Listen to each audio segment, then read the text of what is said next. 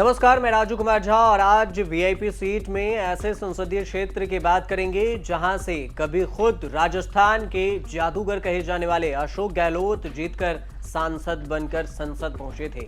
उसके बाद गहलोत ने अपने बेटे वैभव गहलोत को टक्कर में मैदान में उतारा, लेकिन बीजेपी उम्मीदवार के सामने वैभव गहलोत अपने जादू नहीं दिखा पाए और इस वजह से वो हार भी गए। वर्तमान में जोधपुर से सांसद हैं बीजेपी के केंद्रीय मंत्री गजेंद्र सिंह शेखावत। गजेंद्र सिंह शेखावत के सामने पिछला चुनाव पूर्व सीएम और कांग्रेस के वरिष्ठ नेता अशोक गहलोत के बेटे वैभव गहलोत ने लड़ा था।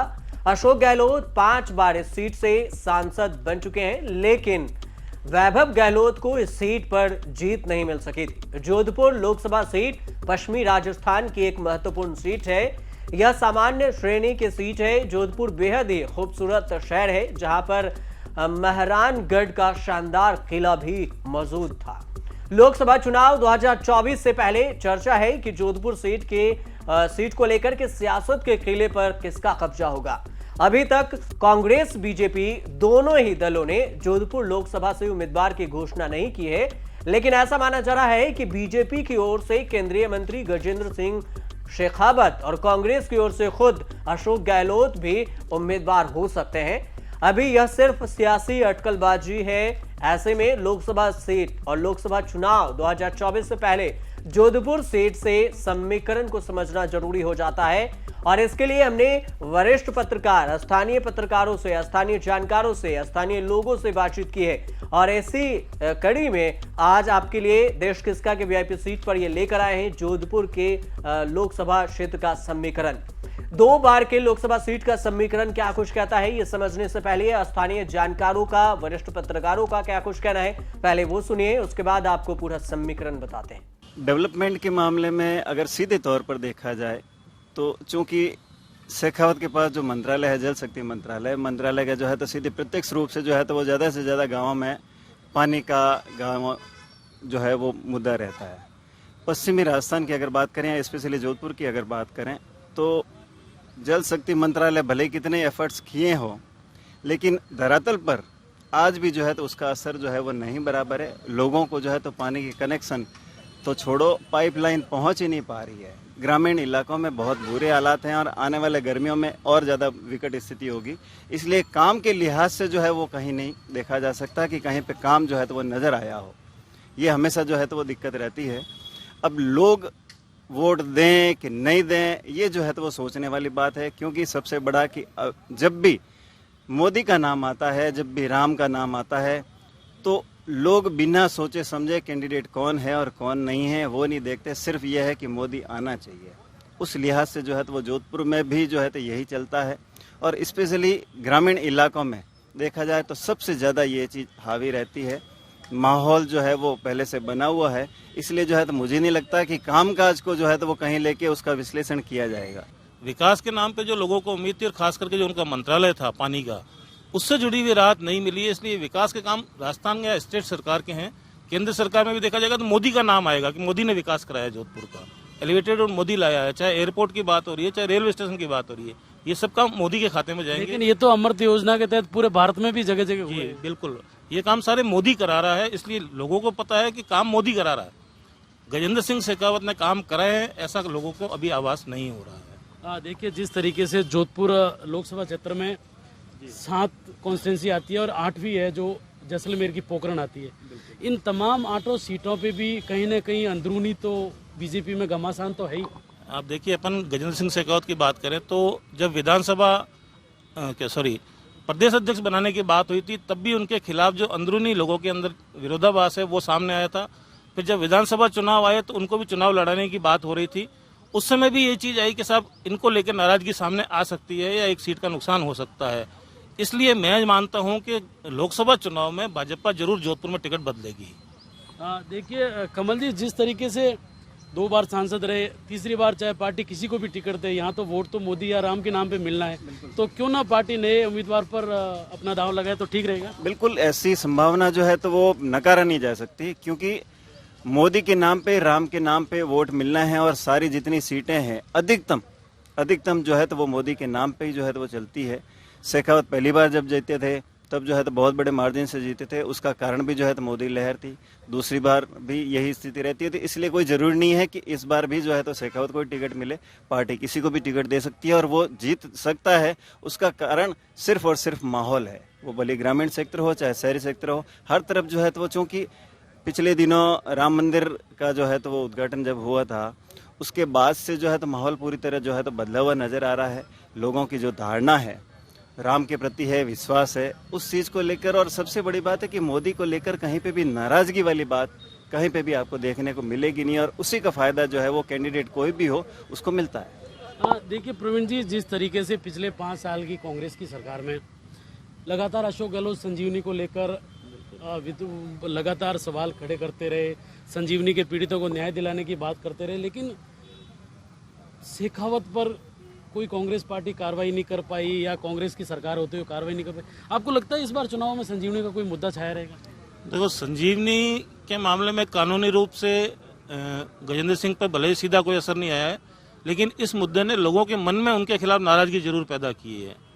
और रही बात, अब बीजेपी भी जानती है कि कांग्रेस के पास कोई बेहतर उम्मीदवार है नहीं जोधपुर में। अगर अशोक गहलोत खुद आते हैं तब एक मुकाबले की स्थिति हो सकती है, लेकिन वो भी अभी कहीं नजर नहीं आ रहा है। तो ऐसे में बीजेपी चूंकि संसद में नए चेहरे ज्यादा लाना चाहेगी, रिपीट कम करेगी, तीसरा मौका मेरे को नहीं लगता देंगे उनको। तो ऐसे में बीजेपी कोई नया उम्मीदवार लाएगी और जीत आसानी से मिल सकती है, उसी सोच करके भाई उसको रिपीट करने के बजाय नए आदमी और नए चेहरे को लाया जाए। देखिए, जिस तरीके से ERCP की बात करें, जिस तरीके से राजस्थान में कांग्रेस की सरकार थी, मुद्दा गरमाया रहा दोनों तरफ, लेकिन जैसे ही डबल इंजन की सरकार बनी ERCP मुद्दा भी शॉल हो गया। तो लगता है कहीं ना कहीं इसका लोकसभा चुनाव में शेखावत को पर्टिकुलर फायदा मिलेगा? जी नहीं, शेखावत को बजाय पार्टी को ज्यादा फायदा मिलेगा और पश्चिमी राजस्थान के लोग पार्टी को ज्यादा करेंगे। इसमें गजेंद्र सिंह, देखो बात वही आ रही है कि साहब काम मोदी करा रहा है। गजेंद्र सिंह हो चाहे रेल मंत्री हो जोधपुर के, ये आपको दिखेंगे जरूर चेहरे, लेकिन इनके पीछे के हाथ जो है वो मोदी का ही रहता है। तो इस मामले में भी गजेंद्र सिंह शेखावत को जोधपुर में कोई फायदा नहीं मिलेगा, पश्चिमी राजस्थान में पार्टी को जरूर फायदा मिल सकता है। देखिए, जिस तरीके से पार्टी ने इस बार चेहरा भी नहीं रखा, कहा है कमल का फूल ही हमारा प्रत्याशी होगा, तो इसके लिए कोई मायने नहीं रखता कि किसी को भी पार्टी टिकट दे। एज ए पत्रकार आप क्या सोचते हैं कि पार्टी किसी पे भी दांव लगाए, कमल का फूल ही निशान रहेगा? बिल्कुल, उन्होंने सिर्फ दो ही कारण बताए। एक तो सामने कांग्रेस के पास में कोई उम्मीदवार नहीं है या कांग्रेस की स्थिति अच्छी नहीं है, ऐसे में बीजेपी के लिए पाना ही है। अब उम्मीदवार कोई भी हो वो जीतेगा, ये तय है। देखिए कमल जी, शेखावत की जो आपसी खींचतान है, चाहे शेरगढ़ के विधायक बाबू सिंह राठौड़ से बात की जाए, खींवसर से बात की जाए, या बीजेपी के जो तमाम लीडर है, अंदरूनी कलह बाहर तो नहीं आ पाती है लेकिन जग जाहिर है, ये कहीं ना कहीं लोकसभा चुनाव में नुकसान देखने को मिलेगा? देखिए, आपको अगर ध्यान में रहा हो तो विधानसभा चुनाव में टिकट जब घोषणाएं होनी थी तब शेरगढ़ को टिकट को लेकर जो है तो बहुत लंबा तक जो है तो वो इंतजार चला था। एन वक्त पे जाके जो है तो वो बाबू सिंह राठौड़ का नाम आया था। वो नाम जबकि पहले से तय था, वहाँ की पब्लिक, वहाँ के लोग और हम जो आकलन कर रहे थे उसमें मोटा मोटी मान के चल रहे थे कि बाबू सिंह राठौड़ का टिकट तय है, लेकिन उसमें बहुत ज़्यादा वक्त लगा। उसका कारण भी जो है तो वो इस खींचतान को ही बताया गया। व्यक्तिगत रूप से जो है शेखावत की और बाबू सिंह राठौड़ की, भले ही वो खुल के जो है तो इस चीज़ को जो है तो वो दोनों ही नहीं कह रहे हैं कि खींचतान है या नहीं है, लेकिन वो टिकट वितरण में जब लंबा टाइम लगा था तब से जो है ये चीज़ जो है तो वो और ज़्यादा जोर पकड़ा था। और इस बार चूंकि बाबू सिंह राठौड़ जीत चुके हैं, इधर जोगाराम पटेल जो है तो वो जीत चुके हैं, लेकिन कहा जो जा रहा है बीजेपी के जो लोग हैं वही ये कह रहे हैं कि भाई दोनों ही जो है वो शेखावत के पक्ष में नहीं है। तो ऐसी स्थिति में अगर देखा जाए तो सबसे बड़ा जो वोट बैंक है या जो वोट वाला एरिया जो है शेरगढ़ और लोणी, ये बेल्ट पूरा का पूरा जो है बीजेपी का गढ़ माना जाता है। और ऐसे में अगर वहाँ के विधायक अगर नाराज हों या अंदरूनी जो है तो वो अगर शेखावत को नहीं चाह रहे हैं, तो ऐसे में कोई ज़रूरी नहीं है कि इस बार जो है तो वो भाजपा यहाँ से किसी नए चेहरे पे दाव खेले। और जैसे कि अभी प्रवीण जी ने कहा कि कमल का फूल जो है वो प्रत्याशी है और उसके नाम पे मोदी शाह जिसको भी खड़ा कर देंगे वो प्रत्याशी पीछे रहे, ऐसी संभावना नजर नहीं आती। 2014 लोकसभा चुनाव की अगर बात करें तो 2014 में बीजेपी की तरफ से गजेंद्र सिंह शेखावत मैदान में उतरे, जिन्हें 7,13,515 वोट मिला और 66.08% वोट प्रतिशत रहा। कांग्रेस की तरफ से चंद्रेश कुमारी कटौच मैदान में उतरी, जिन्हें 3,03,464 वोट ही मिल सका। दूसरे नंबर पर कांग्रेस के उम्मीदवार रहे, 28.10% वोट प्रतिशत रहा। बीएसपी ने भी अपना उम्मीदवार उतारा। गोपाराम मेघवाल मैदान में उतरे, 13,511 वोट इन्हें मिला, 1.25% वोट प्रतिशत रहा। आपके तरफ से विज्ञान मोदी मैदान में उतरे, जिन्हें 8,552 वोट ही मिल सका, 0.79% इनको वोट प्रतिशत में मिला था। जोधपुर संसदीय सीट पर पिछले 67 साल में 16 चुनाव हो चुके हैं और इसमें से जो 2014 और 2019 को अगर छोड़ दिया जाए तो जोधपुर के लोगों ने अब तक 11 चेहरे को जोधपुर से जिताकर संसद भेजे हैं, जिनमें से 6 नए चेहरे थे और 5 जाने माने पहचाने चेहरे। जोधपुर में नए चेहरों की जीत का दावा आजादी के बाद से ही किया जाता रहा है, लेकिन कई बार ये भविष्यवाणियां फेल भी रही हैं, जिन्हें झुठलाते हुए 5 बार अशोक गहलोत ने, 2 बार जसवंत राज मेहता और जसवंत सिंह विश्नोई ने जीत दर्ज की। इसके बाद अशोक गहलोत के बेटे वैभव गहलोत को मैदान में उतारा गया, लेकिन कांग्रेस की तरफ से ज्यादा कुछ बीजेपी के सामने वैभव गहलोत अपने पिता की तरह जादू नहीं चला पाए। 17वें लोकसभा चुनाव में कांग्रेस द्वारा वैभव गहलोत को जोधपुर के से प्रत्याशी बनाते हुए यह हॉट सीट में शामिल कर दिया गया। 2014 मोदी लहर में रिकॉर्ड मतों से जीते थे, लेकिन गजेंद्र सिंह शेखावत जीते थे। कांग्रेस की यहां पर जबरदस्त हार हुई थी। उसके बाद 2019 में बीजेपी ने शेखावत पर भरोसा जताया। 2019 के लोकसभा सीट के अगर समीकरण को समझें तो बीजेपी की तरफ से गजेंद्र सिंह शेखावत मैदान में उतरे, जिन्हें 7,88,888 वोट मिला और इन्हें 58.6% वोट प्रतिशत मिला था। कांग्रेस की तरफ से वैभव गहलोत उतरे, जिन्हें 5,14,448 वोट ही मिल सका और इन्हें 38.21% वोट प्रतिशत रहा। बीएसपी की तरफ से मुकुल चौधरी मैदान में थे और इन्हें 11,703 वोट मिले थे, जो कि 0.87% रहा। चुनाव की तारीख पास आने के साथ ही अब प्रचार भी जोर पकड़ चुका है और प्रचार के मैदान से दोनों प्रत्याशी आस्था के द्वार भी पहुंच चुके हैं। आजादी के बाद अब तक इस जोधपुर सीट पर 17 सांसद चुने जा चुके हैं और संसद जा चुके हैं।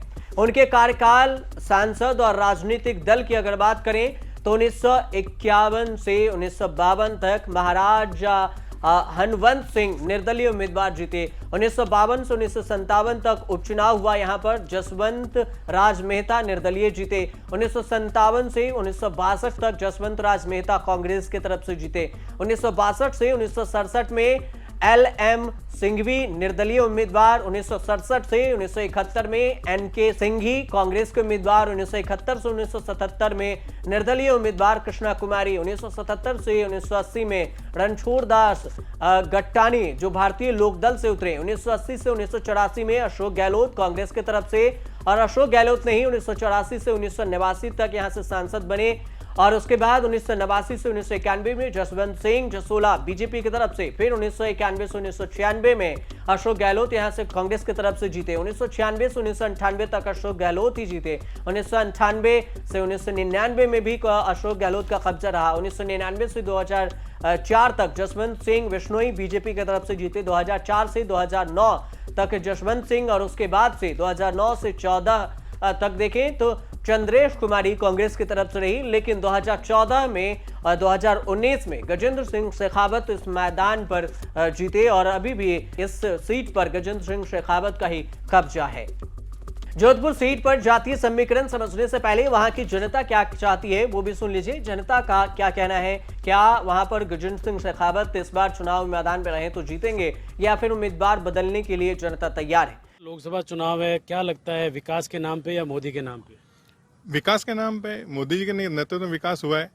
और जहाँ तक केंद्रीय मंत्री गजेंद्र सिंह शेखावत के भी काम गिनाने की जो बात कर रहे थे सब लोग, मेरे साथी और आप सब लोग भी, तो जोधपुर में से एयरपोर्ट का डेवलपमेंट कराया है, रेलवे स्टेशन का कराया है, एम्स के अंदर ट्रॉमा सेंटर का कराया है, साथ में जोधपुर संसदीय क्षेत्र में जितने PSC CSC उनको डेवलप ICU की वहाँ सुविधा मिली है। साथ में जैसे ERCP को लेकर जो जिस तरह की सरकार ने यहाँ पे राजस्थान सरकार ने अड़ंगे लगाए थे, उसको 5 साल तक कुछ नहीं होने दिया। अब जब हुआ है तो उसको उल्टा गिना रहे, अब उसको मॉडिफाइड करके। ERCP जोधपुर लोकसभा क्षेत्र के लिए तो कोई काम की नहीं है। नहीं, ERC क्यों, वो हमारे साथ ही नहीं है क्या? वो 13 जिलों से है, 21 जिलों के जो लोग हैं वो भी हमारे साथ कहीं है। जल जीवन मिशन में पूरा आज भी राजस्थान 33वें नंबर पे है। इन्होंने जैसे 40,000 करोड़ 30,000 करोड़ रुपए जो दिए उसमें कितना यूज किया? जहाँ पे लाइनें लगाएगी उसको खोद दिया गया। और इन्होंने कहा जो भ्रष्टाचार वो भी सब बाहर आने वाले हैं। साथ ही केंद्रीय मंत्री गजेंद्र सिंह शेखावत कहीं नहीं जाने वाला, यहीं से चुनाव लड़ेंगे। लोग उनको चाहते हैं और 100% इस बार भी चुनाव जीतने वाले हैं और डबल इंजन की सरकार बरकरार रहेगी। देखिए, आपको क्या लगता है कि ये कह रहे हैं कि जिस तरीके से पुरानी जो पूर्ववर्ती गहलोत सरकार थी अड़ंगे लगाए, क्या उसका नुकसान होगा या नहीं? देखिए, अगर हमें अड़ंगा लगाना होता तो मैं सबसे बड़ी बात कहता हूँ जल जीवन मिशन की बात। जल जीवन मिशन जब आया था तो ये 60-40 के रेशियो से आया था कि 50% केंद्र सरकार देगा, 40% है वो 40% केंद्र सरकार देगा, 50% राज्य सरकार देगी, 10% है वो जनता के माध्यम से जनता जमा कराएगी, वो लागू होगी। वो 10% माननीय अशोक गहलोत जी ने माननीय अशोक गहलोत जी को जब पता चला कि इस 10% की वजह से योजना में देरी हो रही है, लोगों के पास ये योजना लागू नहीं हो पा रही है, तो उन्होंने 10% राज्य सरकार की ओर से जमा करवा के, और जो ये जल जीवन मिशन को गिनाने का काम कर रहे हैं, 60% राज्य सरकार ने अनुदान जमा करा के प्रत्येक व्यक्ति को हर घर नल पहुंचाने की योजना से जोड़ने का काम किया। अगर हमें अड़ंगा पहुंचाना होता तो हम सबसे पहले ये कहते कि पहले समुचित जल की व्यवस्था कीजिए कि जल भंडारण कहाँ होगा, और इतना भंडारण होने के बाद में हर घर नल कैसे दिया जाए, नल पहुंचाने का काम किया जाएगा। अच्छा, जिस तरीके से लगातार आरोप लग रहे हैं, प्रत्यारोप लग रहे हैं, चुनाव बहुत जल्दी नजदीकी हैं, आपको क्या लगता है कि जोधपुर से बीजेपी के उम्मीदवार गजेंद्र सिंह शेखावत होने चाहिए या पार्टी किसी और पर भरोसा जताए? नहीं, 100% गजेंद्र सिंह जी शेखावत ही जोधपुर से प्रत्यक्ष होंगे। उसके बाद में ऊपर आला कमान या जो भी कमेटी बैठती वो तय करेगी। बाकी जीतने के लिए एक ही उम्मीदवार है, वो है गजेंद्र सिंह जी शेखावत। उनके सामने कांग्रेस के पास कोई कैंडिडेट नहीं है जो जीत सके। पिछली बार मुख्यमंत्री के पुत्र भी 3.25 लाख वोटों से आ रहे हैं। नहीं, जैसे बात की जाए कि इस बार आप लोगों के पास राम के नाम पे वोट या मोदी के नाम पे या खुद जो 5-10 सालों में सांसद ने विकास किए उनके नाम पे? विकास के नाम पे वोट है, मोदी जी के नाम पर वोट है, और निश्चित ही राम के नाम पर भी वोट मिलेंगे। जनता देगी राम पे। इन्होंने 500 साल तक इनको रखा है। इन्होंने अभी भी इन्होंने राम के मंदिर पे ये सामने आने नहीं चाहते, ये मंदिर में आना नहीं चाहते। क्यों? वो जनता देख रही है। सनातन वाले वोट तो देंगे, क्यों नहीं देंगे? पुनीत जी, जिस तरीके से कांग्रेस पिछली बार लोकसभा सीटें 25 ही 25 हार गई, लगता है इस बार कितनी बड़ी चुनौती है? लगातार जिस तरीके से भारत जोड़ो यात्रा, भारत जोड़ो न्याय यात्रा चल रही, इससे कितना फर्क पड़ेगा लोकसभा चुनाव में? देखिए, एक तरफ एक ऐसी विचारधारा है जो देश को बांटना चाहती है, लगातार बांटे जा रही है, और देश आज की तारीख में एक आग के बड़े भट्टी पर बैठा है, एक तरीके से हम अगर कहें तो। वहीं दूसरी तरफ एक विचारधारा जो हमारी है, हम बार बार ये कोशिश कर रहे हैं कि लोगों के मन में कोई बिखराव ना हो, कोई अलगाव ना हो, धर्म धर्म का भाई बन के रहे, इस धर्म का हो चाहे उस धर्म का हो, एक दूसरे के प्रति द्वेष ना रखे, जातियों के खिलाफ ना हो, व्यक्ति व्यक्ति के खिलाफ ना हो, भाषा भाषा के खिलाफ ना हो। राहुल गांधी की इस मुहिम को ये लोग भले हल्का समझ रहे हैं, लेकिन आम आदमी उसे स्वीकार कर रहा है। और आने वाले लोकसभा चुनाव, मैंने आपको पहले भी कहा कि भाई ये चुनाव लड़ते मुझे दिख नहीं रहे। मैं तो आपके माध्यम से चुनौती भी दे चुका हूं कि आपको चुनाव यहीं से लड़ना चाहिए। इन्होंने हर हाल में ये कोशिश कर ली है कि देश को लगातार और कितना धर्म के नाम पे, राम के नाम पे बांटा जा सके, परंतु कांग्रेस हमेशा इस देश को एकजुट करने के लिए प्रयास करती रहेगी, और इस लोकसभा चुनाव में इसका परिणाम भी आपको दिखेगा। इसके बाद अगर जातीय समीकरण को समझें तो 2011 की जनगणना के अनुसार एससी मतदाता करीब यहां पर 2,90,129 हैं, 15% हैं। एसटी मतदाता करीब 73,499 और मुस्लिम मतदाता करीब 2,19,734 हैं। ग्रामीण मतदाताओं की संख्या यहां पर 11,10,227 है, जिनका प्रतिशत देखें तो 57.4% होता है। शहरी मतदाताओं की संख्या यहां पर 8,23,967 है, 62.6% के करीब में ये शहरी मतदाता हैं। जोधपुर लोकसभा क्षेत्र में 8 विधानसभा क्षेत्र फलौदी, लोहावट, शेरगढ़, सरदारपुर, जोधपुर, सुरसागर और लूनी पोखरन शामिल है। गजेंद्र सिंह शेखावत पर 2 ऑडियो टेप जारी करने का भी आरोप, विधायकों को प्रलोभन देने का भी आरोप लग चुका है। हालांकि इस पूरे मामले पर प्रतिक्रिया देते हुए गजेंद्र सिंह शेखावत ने कहा था कि टेप में उनकी आवाज नहीं है। गजेंद्र सिंह शेखावत के पर्सनल लाइफ की अगर बात करें तो 3 अक्टूबर 1967 को राजस्थान में जन्मे गजेंद्र सिंह शेखावत वर्तमान में जल संसाधन मंत्री भी रहे। 23 मई 2019 को मोदी सरकार ने गजेंद्र शेखावत को जल संसाधन, नदी विकास और गंगा कायाकल्प मंत्रालय की जिम्मेदारी सौंपी थी। इससे पहले मोदी सरकार के पहले कार्यकाल में 3 सितंबर 2017 को गजेंद्र को केंद्रीय राज्य मंत्री कृषि और किसान कल्याण मंत्रालय दिया गया था। शेखावत ने 1992 में छात्र नेता के रूप में अपने राजनीतिक कैरियर की शुरुआत की थी। तब उन्हें JNU विश्वविद्यालय के छात्र संघ के अध्यक्ष के रूप में चुना गया था। चुनावी राजनीति में एंट्री करने से पहले शेखावत ने कई मंचों पर संगठनों के कई पद संभाले हैं। वह स्वदेशी जागरण मंच के सह संयोजक रह चुके हैं। संघ परिवार की आर्थिक शाखा और सीमा जन कल्याण समिति के महासचिव भी रह चुके हैं। 2014 लोकसभा चुनाव में बीजेपी ने शेखावत को जोधपुर से चुनाव लड़ने का फैसला किया और उसके बाद इस चुनाव में शेखावत ने 4,10,051 वोटों के मार्जिन से जीत दर्ज की थी। 2019 लोकसभा चुनाव में भी गजेंद्र सिंह शेखावत ने राजस्थान के मुख्यमंत्री अशोक गहलोत के बेटे वैभव गहलोत को 2,74,000 वोटों से हराया था। अब 2024 लोकसभा चुनाव की बारी है और ऐसे में अब जनता तय करेगी कि 2024 में जनता किसे चुनकर संसद पहुंचाती है। आपको ये वीडियो कैसा लगा कमेंट कर हमें जरूर बताएं और अगर अच्छा लगा तो शेयर भी जरूर कीजिएगा और इसके अलावा आप देखते रहिए न्यूज़ तक।